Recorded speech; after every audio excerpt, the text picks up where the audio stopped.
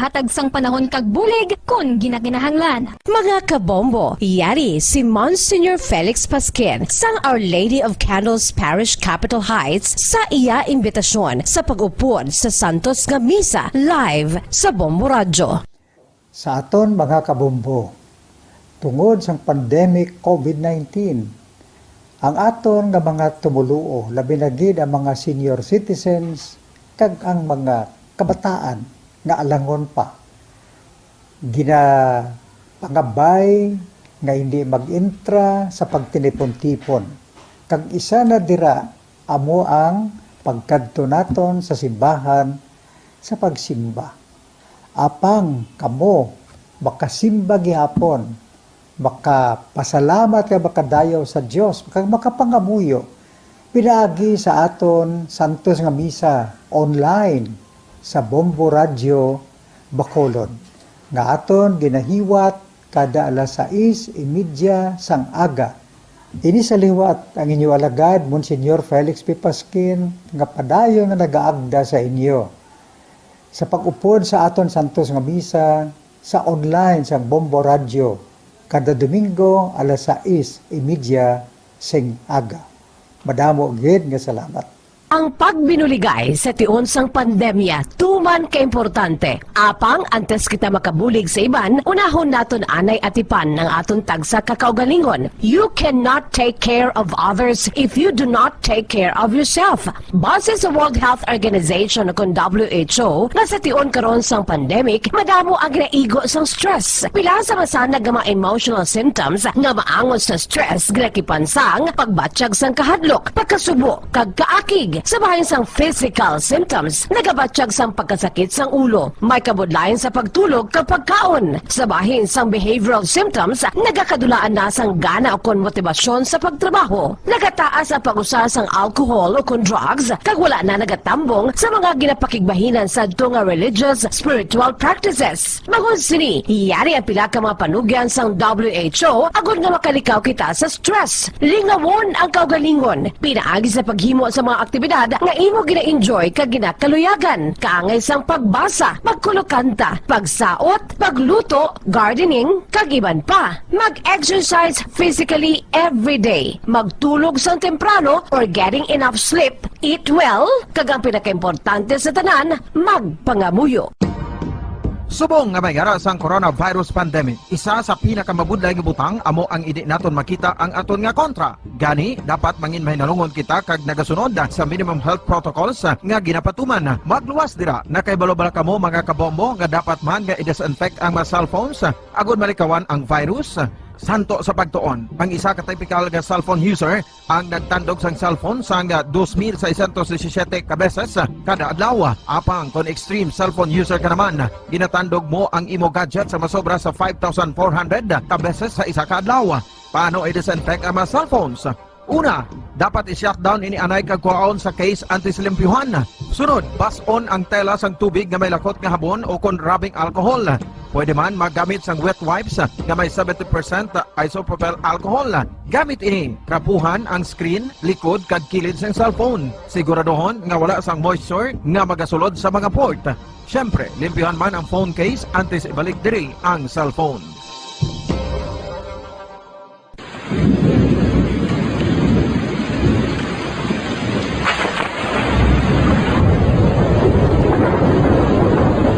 Tiempo tigululan na naman mga kabombo. Ang ikayong lawas ng tanan aton gid halungan. Gani likawan nga mabasa sa ulan agud makalikaw man sa balatian. Yari ang mga bombo tips sa tiyon sang tig-ulunan. Masami nga magdalagid sang payong. Kung wala sang payong, magdala sa mga butang nga sarang makaprotekta sa imo kung maabdan sang ulan, kaangay sang raincoat ukon jackets. Likawan ang trangkaso ukon anuman nga pamalatian nga nagaguluwa sa tion sang tigululan paagi sa pagpabilin nga hindi mabasa sang ulan. Magdala sang extra towel ukon tuwalya kag mga bayo bilang ilislan agud madasig nga magmalak in kasugid man nga mabasa sang ulan. Magpabilin sa mga lugar nga may atop o kung sarang mapasilungan samtang nagahulat sang salakyan. Likawan man nga mag-ubog sa tubig baha, ilabi na kung ikaw ang may pila sa tiil o kung din man nga bahin sang lawas. Ang ihi kag iban pa nga body fluids gikan sa mga infected nga sapat mahimo magtugas sang leptospirosis. Ang pag-angkon sang leptospirosis delikado o kung makamamatay. Sarang ini makatugas sang kidney damage, meningitis, liver failure, respiratory distress, kag ang pinakamalala ang kamatayon. Kung hindi malikawan nga mag-ubog sa tubig baha, magsuksok sang butas. Mga kabombo, ini pila lamang sa mga panumdum gikan sa Bombo Radio Bacolod sa tion sang Tig-Ululan. Para sa pambansang radyo ng Pilipinas, consistent overall number 1 sa Bacolod, Basta Radio. Bombo!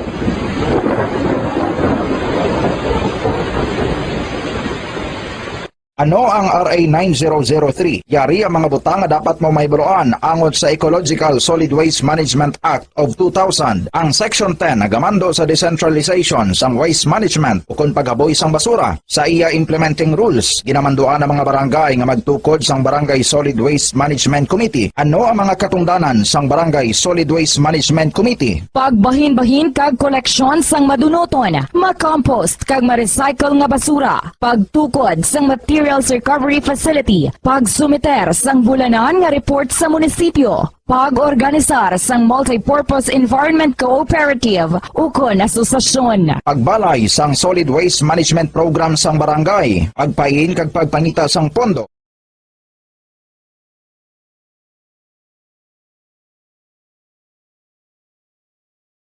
Limang dekada nang nagtataguyod ng katotohanan. 5 dekada nang nagtatanggol sa mga mamamayan. Patuloy na nagsasaliksik at mabilis maghatid ng mga balitang siksik at malaman. Patuloy na nangunguna sa mga issue, drama, promo at serbisyo publiko.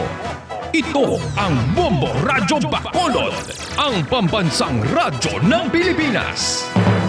Basta Radio Bombo! Oras sa Bombo Radio Philippine Standard Time, 1 minuto ang nakaligad sa tak ng alas 6 sa aga. Bombo Radyo Bacolod. Basta Radio Bombo! Pilipinas, maayong aga! Welcome sa Bombo News and Views Morning Edition sa DYWB Bombo Radio Bacolod. At sa Miyerkules, Nobyembre 18, tuig 2021. Ukon adlaw sang Webes, Nobyembre 18, tuig 2021. Kagkaron sa ito na mga Pangulong dinalaan o nakita sa mga nagapanguna nga balita lokal. Lalaki sa syudad sang Bacolod arestado sa gun buy bust. Nakuhaan pa sang illegal nga droga. MBCCI nagahingyo sa mga miyembro kag empleyado sini nga magsuksok yapon sa face shield sa PUJs kag matao nga lugar para sa doble nga proteksyon. Biyahe sa Zeres, Bazo, Mali, Negros Occidental, Padulong, Negros Oriental, and vice versa, Lauman nga magabalik sa sininga Simana. Masobra 150,000 pesos nga balor sa illegal nga droga. Nakumpiskar sa bypass operation sa Barangay 2, syudad sa Bacolod. Retired PNP Chief General Guillermo Eleazar, kag ang Philippine Service Commission sa award yung ginhatag sang institusyon bilang 2021 Presidential Lingkod Bayan Awardee. Samtang Manila City #1 sa ranking 2021 sa highly urbanized cities sa idalam sa Cities and Municipalities Competitive Index. Sa mga nagapanguna nga balita national na CMD Party, nagpanindugan nga wala sila ginabasol ni Presidente Rodrigo Duterte sa desisyon ni Davao City Mayor Sara Duterte na magpadalagan bilang Vice Presidente. Senator Rizal Ontiveros, nagpanindugan nga importante kag esensyal ang pagtukod sa United Front sa mga magapadalagan sa 2022 elections. Presidente Rodrigo Duterte kag Prime Minister Kishida nag-renew sang two countries commitment agad nga mas mapabasko nga strategic partnership. Sa nagapanguna nga balita international, negrusanon nga estudyante sa Beijing, China ginpahayag nga kontrolado ang COVID cases sa piyak sa reported nga surge pagod sa Delta variant sa Thailand City sa China. Sa balita sa negosyo, DILG, nagpanugyan sa business establishments nga hindi pagsudlo ng wala mabakunahan na kung hindi pagpasudlo ng mga wala na bakunahan nga mga dine-in customers. Sa balita sa inampang, duha ka hampang ni 30 Ravenas na suspend bangod sa hindi maay nga batasan ni ipakita sa hampang sa Japan. Balita sa entertainment, anong katuig nga babae sa China? Sa entertainment, anong katuig nga babae sa China ginkilala sa Guinness Book of Records nga may pinakamadamong koleksyon sang lip balm sa bilog nga kalibutan. Kag sa balita nga espesyal, anong katuig nga babae sa China ginkilala nga Guinness Book of World Records nga may pinakamadamong koleksyon sang lip balm sa bilog nga kalibutan. Oras sa Bombo Radio Philippine Standard Time, 9 minutos na nakaligad sa taknang saga sa mga detalye sa mga balita. Bantayan sa pagpanumbalik sang Bombo News and Views Morning Edition. Nakahibalo-bala ka mo. Statistics ng World Health Organization o kung WHO nga kapinakaroon sa 800,000 ka mga tawang nagakapatay kada tuig bangod sang paghikog. Kag ang suicide among isa sa mga leading causes sang kamatayon sa mga pamatanon nga nagapangidaron sang 15 tubtub 19 anyos. Paano naton mabuligan ang aton mga teenagers in distress o kung mga pamatanon nga makabig suicidal? Yari ang pila ka mga tikang mangin sensitibo sa mga tawo nga ginaduha-duhaan nga may plano nga mag-suicide. Kung may maobserbahan o kung makitaan nga mga senyales, hindi ni pagbaliwalaon ilabi na kung makitaan nga depress ang pasyente. Maghatag sang panahon nga kamustahon ini, istoryahon kag pamatian kung ano ang mga hibubunot sini kag kung ano ang mga yara sa balatyagon sini. Listen non-judgmentally. Kung masanag ang senyales nga may plano ini nga utason ng kabuhi, ikaw nga nakahibalo dapat nga hindi ini pagsekretohon. Mangayo sang bulig ilabi na gid sa mga ginikanan sini. Hindi pagbayaan ang natungdan nga nagahisahanon and seek immediate support from health services. Suicide is preventable. Magmangin sensitibo kita sa atong isig kapareho kag handa nga maghatag sang panahon kag bulig kung ginaginahanglan. Mga kabombo, yari si Monsignor Felix Pasquin sang Our Lady of Candles Parish Capitol Heights sa iya imbitasyon sa pag-upod sa Santos nga Misa live sa Bombo Radio. Sa aton mga kabombo, tungod sang pandemic COVID-19, ang aton nga mga tumuluo, labi na gid ang mga senior citizens, kag ang mga kabataan nga alangon pa. Pangabay nga hindi mag-intra sa pagtinipon-tipon. Kag isa na dira, amo ang pagkadto naton sa simbahan sa pagsimba. Apang kamo, makasimba gihapon, makapasalamat ka makadayaw sa Dios, makapangamuyo pinaagi sa aton Santos nga Misa online sa Bombo Radio Bacolod nga aton ginahiwat kada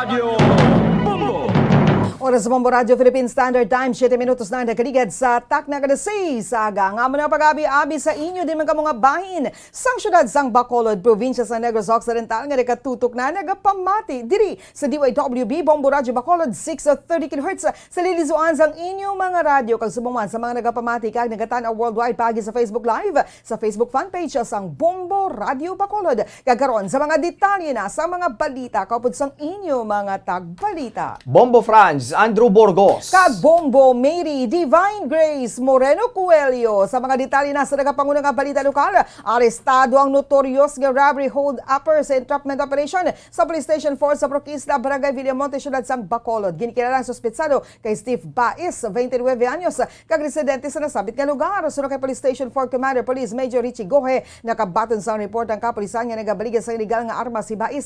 Galion nga ginkasang entrapment operation kay nagdakpan si Bais. Nakuha sa iya ang kalibre 38 nga revolver nga armas, duha ka ammunitions, isa ka cellphone kag 10,000 pesos nga budol money. Ang isa ka unit sa motorsiklo. Ginarikisa naman si Bais, nakuha sa iya posisyon ang isa ka dako kag isa ka magamay nga sachet sa ginasuspetsuhan shabu nga ginabante nagabugat sa 5 ka gramos kag ginabante nagabalor sa 38,000 pesos. Samtang motorsiklo ni Bais nakuha naman sa motorsiklo ni Bais nakuha naman ang 18 ka pulgada nga binangon. Santos Records sa Police Station 4 si Bais ang nadakpan sa tuig sa tuig 2014 bangod sa kaso nga iligal nga pagupot sa armas lutang apang matapos ang anom katuig na hilwa ini sa prisuhan. Ginpaigman ni Gohe nga si Bais ang ginaangot sa pila ka mga kaso sang pagkinawatay sa syudad sang Bacolod. Nakahalong sa karon si Bais sa custodial facility sa Police Station 4 kay nagapakatubang sang kaso nga paglapas sa Republic Act 9165 ukon Comprehensive Dangerous Drugs Act of 2002 kag Republic Act 10591 ukon Comprehensive Firearms and Ammunition. Sa transaksyon ng aton nga operatiba together sa aton confidential asset dito natigayon ang transaksyon. So galing kay medyo tayo itong resistance kag may jutay nga linaw tayo ito kag nasabdyo man sa dayon kay ang backup nga mga operatiba ta ara to sa salakyan kagina nga isa ka adventure, no.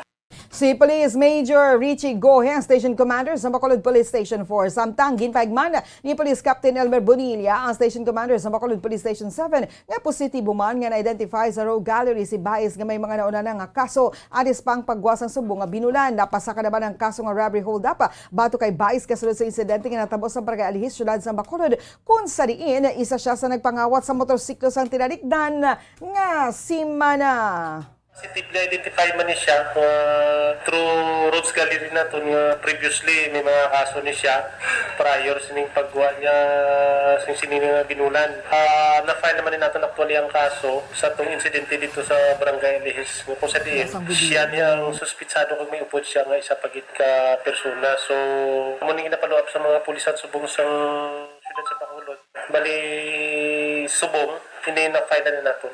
Si Police Captain Elmer Bonilla, ang Station Commander sa Bacolod Police Station 7. Nagahingyo ang Metro Bacolod Chamber of Commerce and Industry sa mga empleyado kag miyembro sa MBCCI nga magamit gyapon sa face shield sa pagsakay sa mga public utility jeepneys kag sa mga namataw nga lugar. Sinervis sa Bombo Radyo kay MBCCI Chief Executive Officer Frank Carbona. Ginpahayag sini nga pisar nga gindula ng mandatory nga pagsuksok sa face shield sa Bacolod City.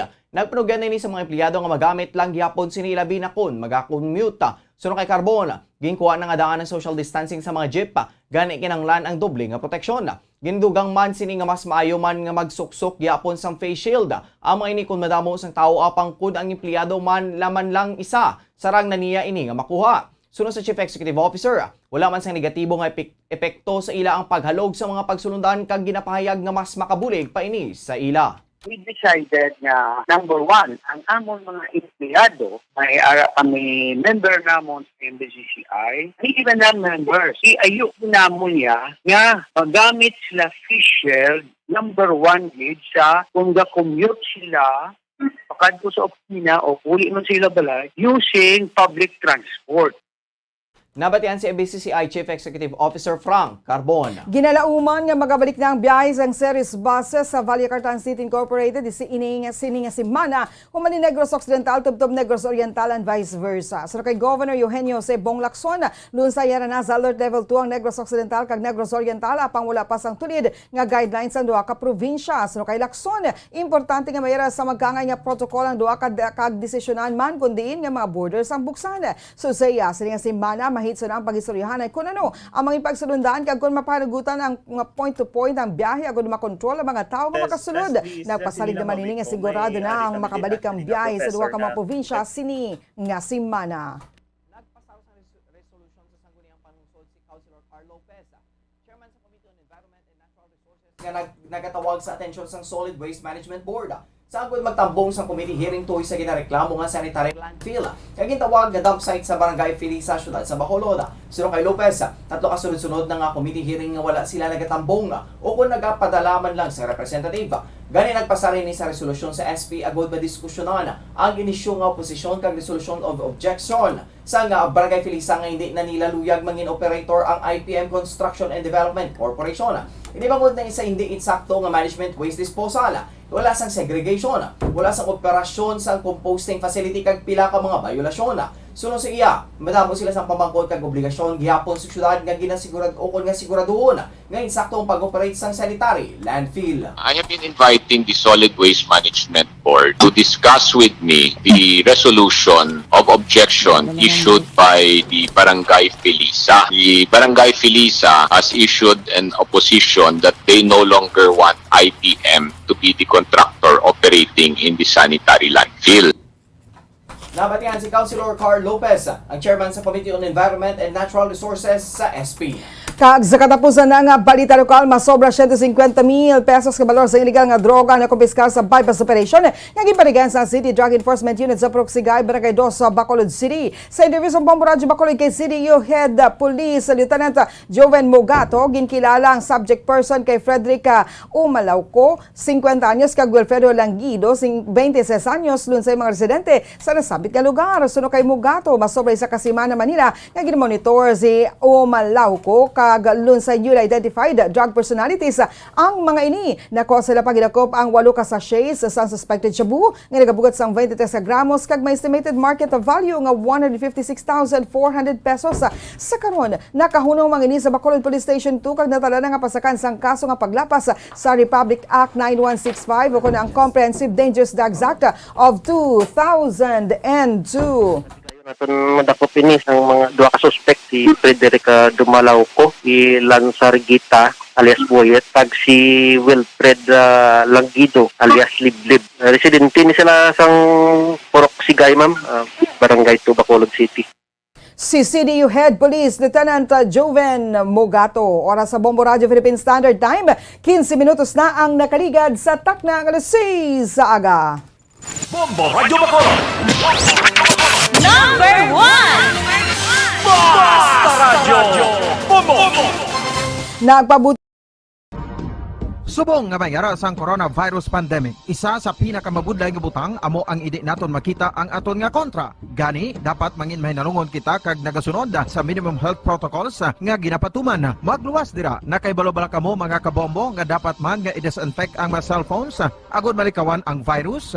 Santo sa pagtuon, ang isa ka typical nga cellphone user ang nagtandog sang cellphone sang 2,617 ka beses kada adlaw. Apang kon extreme cellphone user ka naman, ginatandog mo ang imo gadget sa masobra sa 5,400 ka beses sa isa ka adlaw.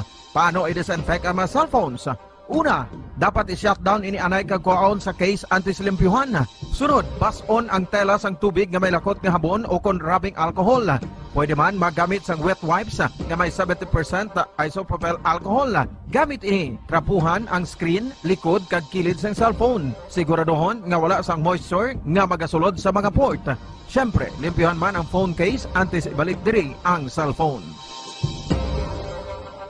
Ang pagbinuligay sa tiun sang pandemya, tuman ka importante. Apang antes kita makabulig sa iban, unahon naton anay atipan ng aton tagsa kakaugalingon. You cannot take care of others if you do not take care of yourself. Base sa World Health Organization o WHO, na sa tiun karon sang pandemic, madamo ang ginaigo sang stress. Pila sa masanag nga mga emotional symptoms nga maangon sa stress, ginakipansang pagbatsyag sang kahadlok, pagkasubo, kag kaakig. Sa bahin sang physical symptoms, nagabatsyag sang pagkasakit sang ulo, may kabudlayan sa pagtulog kapag kaon. Sa bahin sang behavioral symptoms, nagakadulaan na sang gana o kon motibasyon sa pagtrabaho. Nagataas ang pag-usa sang alcohol o kon drugs, kag wala na nagatambong sa mga ginapakigbahinan sa nga religious, spiritual practices. Bangod sini, iyari ang pila ka mga panugyan sang WHO agud nga makalikaw kita sa stress. Lingawon ang kaugalingon, pinaagi sa paghimo sa mga aktibidad nga imo gina-enjoy kag ginakaluyagan. Kaangay sang pagbasa, pagkulokanta, pagsaot, pagluto, gardening, kag iban pa. Mag-exercise physically every day. Magtulog sang temprano or getting enough sleep. Eat well, kag ang pinakaimportante sa tanan, magpangamuyo. Mga kabombo, yari si Monsignor Felix Pasquin sang Our Lady of Candles Parish Capitol Heights sa iya imbitasyon sa pag-upod sa Santos nga Misa live sa Bombo Radio. Sa aton mga kabombo, tungod sa pandemic COVID-19, ang aton nga mga tumuluo, labi na gid ang mga senior citizens kag ang mga kabataan nga alangon pa, pangabay nga hindi mag-intra sa pagtinipon-tipon. Kag isa na dira amo ang pagkadto naton sa simbahan sa pagsimba. Apang kamo makasimba gihapon, makapasalamat ka makadayaw sa Dios, makapangamuyo. Pinaagi sa aton Santos nga Misa online sa Bombo Radio. Number 1! Basta Radyo! Bombo! Oras sa Bombo Radio Philippine Standard Time, 18 minutos na nakaligad sa takna ng alas 6 sa aga. Padang ka mga nagpamati, nagatanaw diri sa DYWB Bombo Radio Bacolod. Ini ang Bombo News and Views Morning Edition sa gihapon kaupod ninyo. Bombo Franz, Andrew Burgos. Kag Bombo Mary Divine Grace Moreno Coelho. Sa dugang pa nga mga balita, number 1 sa ranking ang Manila City sa 2020 ranking sa highly urbanized cities sa idalom sang cities and municipalities competitive index. Ang testamento sa leadership ni Manila Mayor Isko Moreno Dumagoso kag kunano ang ma-deliver sini sa tanan nga mga Filipinos kung mahatagan sang tsansa nga pangunahan ng Pilipinas sa karon nga tion sang pagtilaw. Nalapawan sa City of Manila ang 32 kiban pa nga local government units sa pungsod matapos nga makakuha sang overall score nga 65.9782 santo sa announcements ng Department of Trade and Industry kon DTI. Nagapanguna man ang local government of Manila sa government efficiency kag infrastructure pillars nga may score nga 20.5491 kag 15.0476. Ang city and municipalities sa competitive index ang tuigan nga ranking sa Philippine cities and municipalities nga gin-develop sa National Competitive Council pagi sa Regional Competitiveness Committees sa bulig sa United States Agency para sa International Development. Ang ranking ang nakabase sa kabusan sang ilang score sa 4 pillars sa ginlakipan sang economic dynamism, government efficiency, infrastructure kag resiliency. Oras sa Bombo Radio Philippine Standard Time 20 minutos na. Ang nakaligad sa Takna Galasay sa aga. Sa ilo kita sa mga detalye na sa mga nagapanguna nga balita nasyonal. Ginpanginwala sa lakas CMT ang ginabaso lang ila partido ni Presidente Rodrigo Duterte sa desisyon sa anak sini nga si Davao City Mayor Sara Duterte nga magpatalagan para sa Vice Presidente sa 2022 elections. Nagsabata ang partido angot sa ligasyon ni Diwa Party List Representative Michael Aglipay nga ginabaso ni Duterte ang lakas CMD sa presidential bid sa tion nga madugay na nga AIDS ni ang nagapadalagan man sa pareho nga si Senator Bongo nagpadalagan man sa pareho nga posisyon.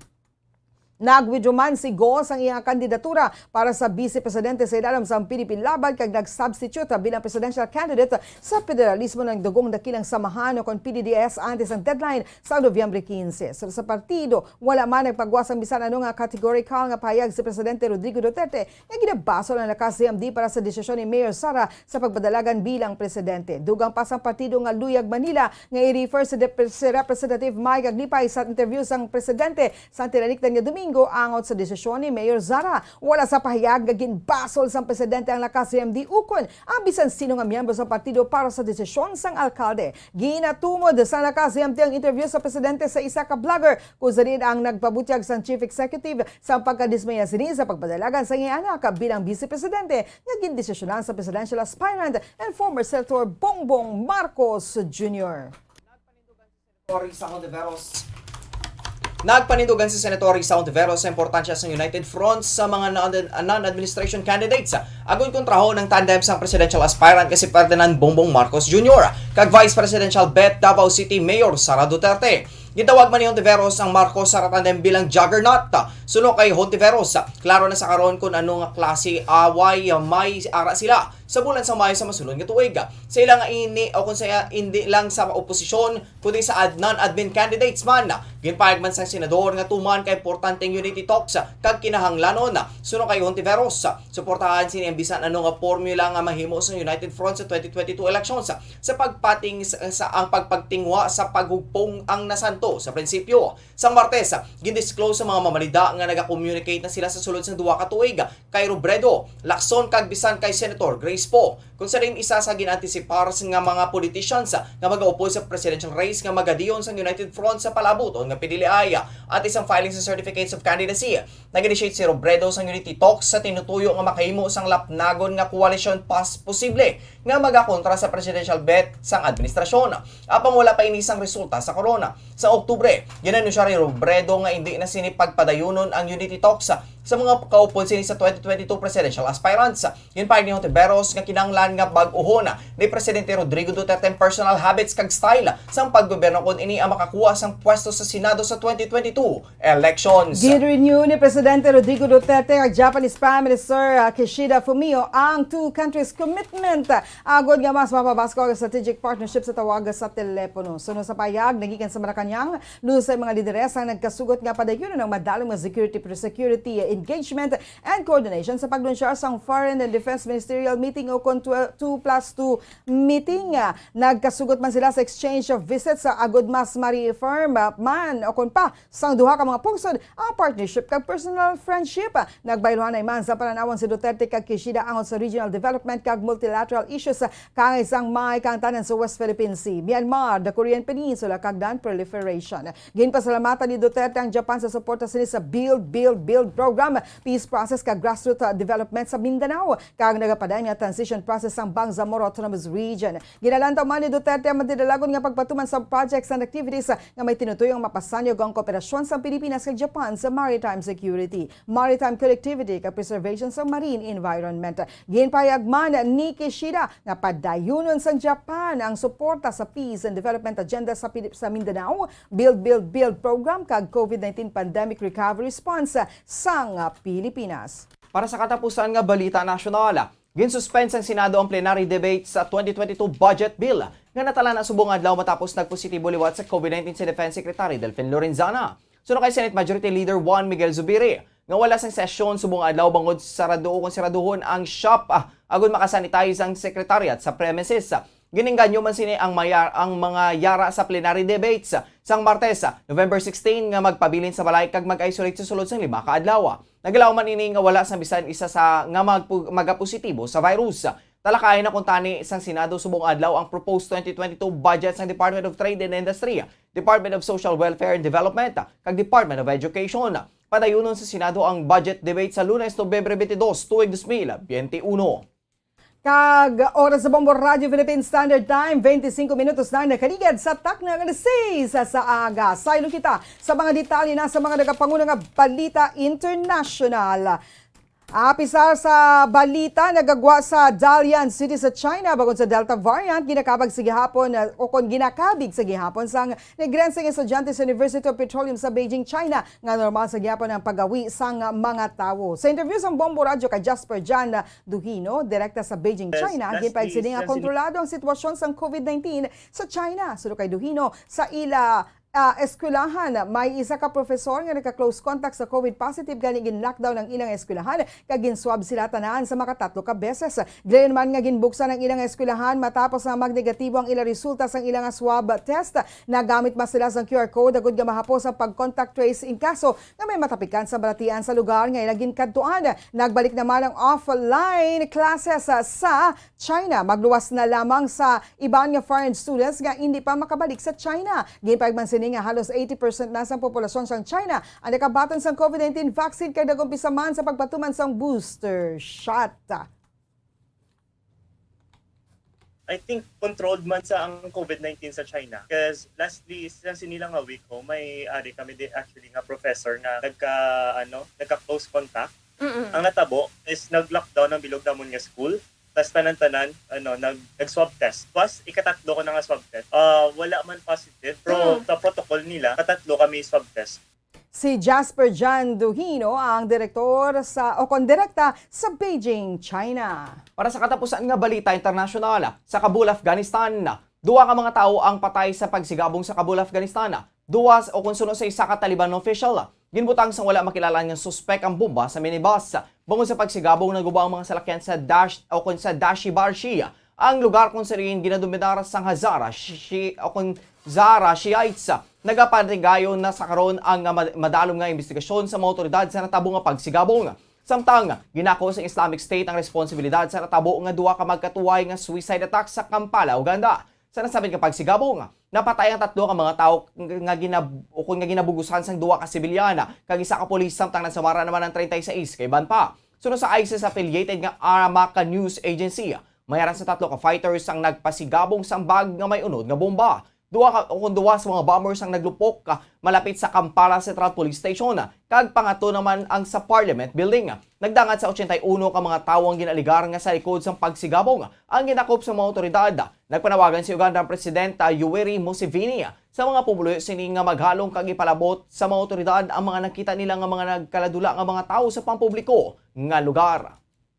Para sa atong business news, hindi dapat pagpasugtan sa mall security nga makasulod ang wala makabakunahan sa mga individual nga makadine-in suno sa Department of Interior and Local Government o DILG. Gimpay ni Secretary Eduardo Anyo, ining precautionary measure nga kinahanglan kasunod sa mga reports nga may arasang dining establishments nga hindi istrikto sa pag-require sa ila dine-in customers nga magpresentar sa ila COVID-19 vaccination cards. Ang Metro Manila ang sentro sa ekonomiya sa Soda. Ang yara sa idalom sa alert level 2 tubtub sa katapusan sa bulan. Sa idalom sa protocol, ginapanugutan ang mga minors sa leisure areas, kalakip ng malls, basta ang ilang mga ginikanan kag guardian ng fully vaccinated batok sa COVID-19. Para sa ating sports news, ginsuspend nagduwa kampang ni 30 Ravina kagagid pabultas ang 100,000 yen o kung katubas ang masobra 43,000 pesos bangod sa paggubas ang sponsor signboard sa Toyama Grosses. Sunod sa team kung saan na naghampang si Ravina sa San N na Neo Phoenix sang ginpatuman ang suspension bangod sa hindi maayo nga batasan nga ginpakita ni Ravena sa pagkalutos nila subong nga si manabatok sa Toyama Grosses nga basketball league sa Japan. Nagpangayo man sang pasaylong Filipinong player bangod sa ginpakita sining hindi maayo nga batasan. Ginpanugyanan man sang team si Ravena nga tun-an sa maayong mga hulag nga ginapakita sini. Oras sa Bombo Radio Philippine Standard Time, 24 o 29 minutos na nakanigad sa takna kalasi sa aga. Sa ito naman yung showbiz news, nagapangantubang sang massive $750 million sa mga rapper nga Sunday Travis Scott, Drake, ang mga organizers ng Astro World Music Festival sa Houston, Texas. Ang kaso, ang ipasaka ni Houston na Tony Busby nga siya ang naging representante sa 125 ka mga fans lakip na mga pamilya sa mga napatay sa insidente. Kaupod sa gikasuhan ang Apple kag Live Nation nga yara sa likod sa music festival. Nagaunod ang nasamit nga kaso ang pagsabat sa physical kag mental health injuries kasubong man ang pagkautas sang kabuhi. Madumduman nga nagdangat sa napulo ka mga tawo na patay sa tabong stampede sa nasambit nga konsierto. Health news. Ang madugay nga pagpungko sa isa kadlaw ang mayara sang negatibo nga epekto sa aton lawas. Ining ginalikipan sang muscle atrophy o kung pagina sa aton nga muscles. Pagdugang sang kabugaton na ilabi na sa tunga bahin sang aton lawas, paghugot sang hawak kag pagsakit sang likod, mataas nga risgo sang anxiety kag depression, mataas nga risgo sang certain types of cancer, mataas nga insulin resistance o kon risgo sang diabetes, may na cardiovascular health, pagbanog sang visible varicose veins kag paghugot sang abaga kag liog. Oras sa Bombo Radio Philippine Standard Time, 31 minutos na nakaligid sa takna kalasi sa aga. Sa ito naman nga balitang espesyal. Madamong nagapaninguha nga makatipon sa mga koleksyon na guni nga makilala ng sang Guinness Book of World Records. Apa isa kababayan na labot ang ining achievement sa edad nga 6 katuig. Si Scarlett Ashley Cheng nga mahilig sa lip balm kag kaupan ang iya 8 katuig nga utod nga si Kyla nagapaligya sila sang pinakadako nga koleksyon sang lip balm sa bilog nga kalibutan nga ginalakipan sang 3,388 ka nagkalain-lain nga mga items. Ang ila koleksyon ang nag-feature sa nagkalain-lain nga sahi, duag, texture, kag shapes nagikan sa kilala nga brands kang isang Burt's, Bees, Eos, Humble, and Nivea, subong man ang iban pa. Para sa iban nga mga kabataan, si Scarlett kag iya utod na nadiskubrihan ang lip balm sa nagsugod nga naging dry ang ilang nga mga bibig. Ginintroduce ang ila lola sa mga ini ang balms kag nagsigisigi ng ila pagkahilig diri sa nagliligad gatuig ang pagpangolekta sang lip balm sang nangin isa na sa mga hobbies sang 6 katuig bangod sa isura sinikag sang sabor. Sa 3,388 ka mga lip balms ni Scarlett, makitan man ang bilog nga koleksyon sang Skittles, M&M's kag Chupa Chups branded balms, Coca-Cola kag Fanta flavor balms kag mga Pokemon balms. So sa lamharon nga record holder pila sa mga items sa iya koleksyon ang gidigado sa iya sang iya mga abyan nga nakahibalo sang iya pagkahilig diri. Apang dakuman na na-contribute sa iyang ginikana na gudmatukod sini ang koleksyon. Oras sa Bombo Radio Philippines Standard Time, 32 minutos lang nakaligad sa takna ng alas sa aga. Kagkaroon sa ito naman lakat sang panahon. Alas 3 kainas ang kaagahon. Ang low pressure area o kunang LPA ang uling nakita sa 675 kilometers east ang Borongan City sa Eastern Samar. Ang ginaupdan sa Intertropical Convergence Zone o kun ITCC nag-aapekto sa Palawan, Visayas kag Mindanao. Ang northeast monsoon na nag-apekto sa northern kag Central Luzon. Ang Palawan, Catanduanes kag Samar provinces ang maka-eksperyensya sa magalumon nga kalangitan nga may lapta-lapta nga pagulan kag pagpanaguob dala sang LPA o kun ITCZ. Ang Cagayan, Gapayao maka-eksperyensya sa magalumon nga kalangitan nga may pagulan dala sang northeast monsoon. Ang Mindanao kag nabilin nga bahin sang Visayas kag nabilin nga bahin sang Bicol region ang maka-eksperyensya sa magulgal-umon nga kalangitan nga may tumalagsahon nga pagulan o kun pagpanaguob dala sang ITCZ. Sa ato naman, sa bahin sang Western Visayas, kanabiling nga bahin sang Luzon, ang may mahina tubtub kasarangan nga hangin nga magahyop sa naminhan sa sidangan, tubtub sa nasidlangan. Ang ato na andad sang temperatura, una kita sa Metro Manila, 25 to 33 degrees Celsius. 36% ang chances ang pagulan. Ang hangin may kapasugon nga 5 kilometros kada oras with clear and periodic clouds. Sa Vigan, 24 to 25 degrees Celsius ang taas na temperatura. May 3% ka chance sa pagulan. Ang hangin may kabasgon nga 3 km per hour, partly cloudy. Sa Capiz, 26 to 30 degrees Celsius ang antad sang temperatura. 18% ang chances ang pagulan. Ang hangin may kabaskugon nga 18 km kada oras, mostly cloudy. Sa Cotabato, 24 to 32 degrees Celsius ang antad sa temperatura. May 32% ka chance sa pagulan. Ang hangin may kabasgon nga 5 km per hour with line rain or light rain showers. Sa Bacolod City, 24 to 32 degrees Celsius ang antad sang temperatura. 34% ang tsansa sang pagulan. Ang hangin may kabasgon nga 8 km kada oras, mostly cloudy. Ang adlaw na butlak las 5:44 kay nasang kagahon kag magatun na las 5:22 karon sa Kasisidmon. Oras sa Bombo Radio Philippine Standard Time, 34 minutos ang nakaligad sa takna nga 6 sa aga. Inyo nabatian ang mga balita nga gindulong sa inyo sa Bombo News Team sang DYWB Bombo Radio Bacolod sa subong adlaw sang Huwebes, Nobyembre 18, 2021. Sa ato naman nga Christmas countdown, 37 days to go before Christmas. Ini ang Bombo News and Views Morning Edition. Kag kami ang inyo nangintag balita. Bombo Franz, Andrew Borgos. Kag Bombo Mary Divine Grace Moreno Coelho para sa Pambansang Radyo ng Pilipinas. Consistent overall number 1 sa Bacolod. Basta Radio! Bombo! Kag sa ito nga Bombo News Analysis sa padala sa isa kamakod nga tagpalamati sa Bombo Radyo Bacolod. Inaginbasa ni Bombo Daniel Ixones. Ini may tigulo. Ano ay han ang motibo? Han ang madalom nga rason nga asidigong nagpadalagan sa gyapon. Senado naman karon nag iyahandom padalaganan sa mabut nga eleksyon. Ini sa piyak sa iya pagpahayag sadto nga sa politika siya ang magaretiro. Bilang presidente siya ang natamaan, gani siya ang magapahuway na lang. May rason giman nga ang iya pahayag hindi sa gilayon pagpatihan. Hindi na maisip ang pagkambyo-kambyo sang panindugan. Bisan si BBM na biktima man. Sang una iya ginatibong, subong iya naman ginapakontrahan. Sa iya karon pagpadalagan sa Senado, hindi man gani naton mapatod kung ano ang iya motibo. Basta hinali na lang gintibong si Bongo, ginpadalagan sa pagkapangulo. Si Sara hindi man mahangpan, si Bongo wala niya ginupdan. Sa kay BBM siya ang nagbisi, ginkasuya sang aton presidente. Daw kaangay nga wala sila sang pag-intindihanay. Apang hindi taman mapatod ang istorya nga tunay. Kay pareho man lang sila nga duha, ginabitin ang tao kay mahilig sa drama. Ang ini ang pauna-una pananawan ang ginpadala ni Jomari Cabilite sa Barangay Villamonte, Bacolod City. Sa mga tagpalamati sang Bombo Radyo Bacolod, pwede man kamo magpadala sang inyo panghuna-huna kag pananawan sa Bombo News and Views Morning Edition. Care of DYWB Bombo Radyo Bacolod, CBS Development Corporation Building, Lacson Street, Mandalagan, Bacolod City. O kung pinaagi man sa email address sang Bombo Radyo Bacolod, bombo_bacolod@bomboradyo.info. Bombo Radio Bacolod. Number 1! Basta Radio Bombo! Mga kabombo, yari si Monsignor Felix Pasquin sang Our Lady of Candles Parish Capitol Heights sa iya imbitasyon sa pag-upod sa Santos nga Misa live sa Bombo Radyo.